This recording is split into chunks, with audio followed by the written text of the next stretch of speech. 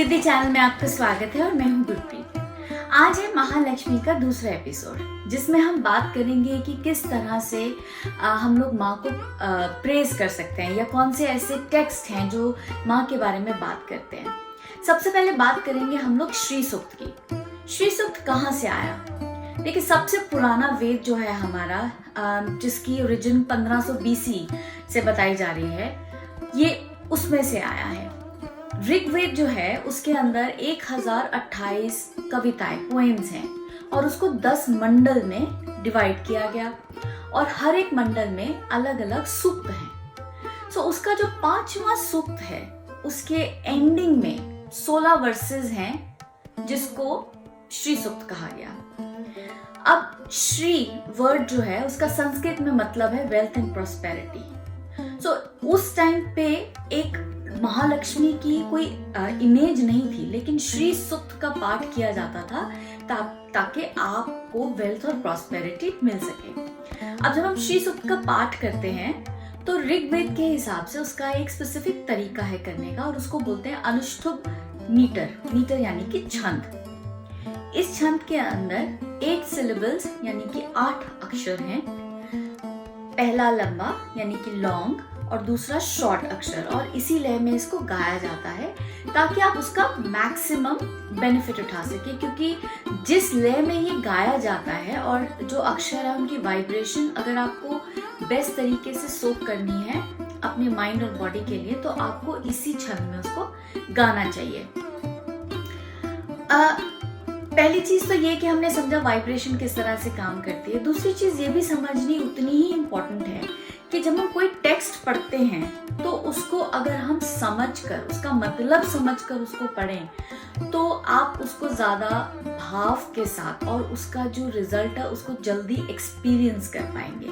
कई बार क्या होता है, हम कोई भी चीज़ रटते रहते, कोई भी पाठ हम करते रहते हैं, जब तक आपको उसका मतलब समझ में नहीं आएगा उसकी एनर्जी को कैसे सोक इन करेंगे। तो ये बहुत इम्पोर्टेंट है कि हम जो भी पाठ करें उसको पहले समझें, उसका मतलब समझें और फिर उसका पाठ करना शुरू करें। श्री सूक्त के अंदर जैसे मैंने कहा 16 वर्सेस हैं, 16 ही दिन होते हैं महालक्ष्मी व्रत के। हर रोज आपको एक वर्ष पढ़ना चाहिए, कम से कम 11 नहीं तो 108 बार।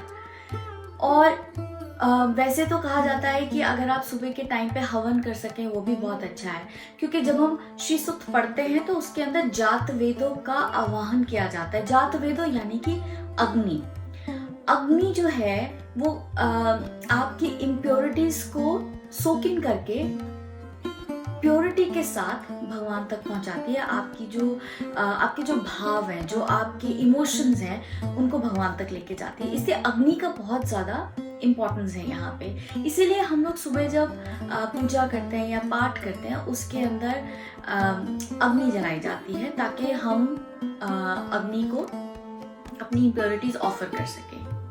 दूसरी चीज़ जो की जाती है वो ये है कि जब हम गुरबानी भी पढ़ते हैं, गुरबानी में भी बताया गया है कि जब आप पाठ करते हैं तो अपने साथ एक गिलास पानी का ज़रूर रखें, क्योंकि पानी भी जो है वो इमोशंस को डिनोट करता है। सो जब आप पाठ करते हैं, जिस भाव से आपने पाठ किया है वो सारा भाव जो है और उस पाठ का जो सार है वो उस पानी में जाता है और उस पानी को बाद में आप खुद भी ड्रिंक करें और दूसरे लोगों को भी पिलाएं ताकि वो पॉजिटिविटी फैल सके। ये तो बात रही वाइब्रेशंस की और श्री सूक्त की। ऐसा ही एक पाठ है कनकधारा स्तोत्र।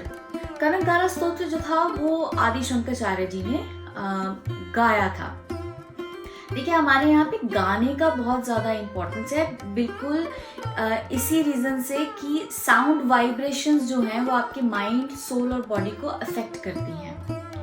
और पास में भी जितने भी स्क्रिप्चर्स हैं वो जनरेशन टू जनरेशन पास हुए हैं। पहला रीज़न ये था कि नॉलेज जो थी वो आप जितना ज़्यादा सीखेंगे और उस पर इंट्रोस्पेक्ट करेंगे उतना ज़्यादा आप उसको समझ पाएंगे। दूसरा रीज़न ये था कि एक स्पेसिफिक लय था जिसकी वजह से जिस तरह से आप उसको गाएंगे। सो वो जनरेशन टू जनरेशन पास हुआ और बहुत लेटर स्टेजेस में आके उनको रिटन फॉर्म में आज अवेलेबल हैं हमारे लिए। बहुत सारे टेक्स्ट ऐसे हैं जो जिनका सिर्फ वर्णन मिलता है स्क्रिप्चर्स में, पर ओरिजिनली वो कहीं पर भी अवेलेबल नहीं है।